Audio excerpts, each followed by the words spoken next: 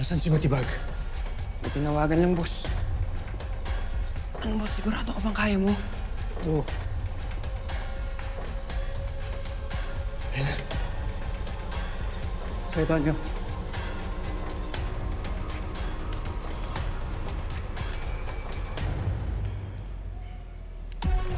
Salamat.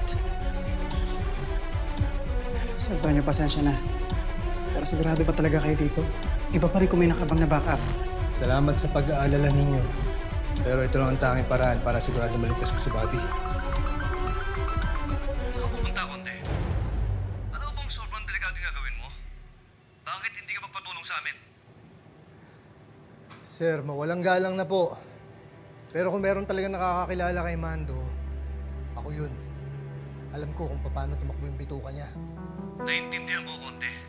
Pero hindi mo pa kaya. Hindi ka pa fully recovered. Baka mapahamak ng kay Enriquez.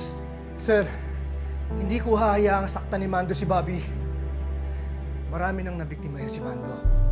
Kaya kung gusto niyo talaga akong tulungan, hanapin niyo yung ibang mga pugante. Huwag na nating hayaang madagdagan pa yung mga biktima dahil sa pagtakas nila. Sige, Konde, mag-iingat ka. At balitaan mo ako agad. Yes, sir.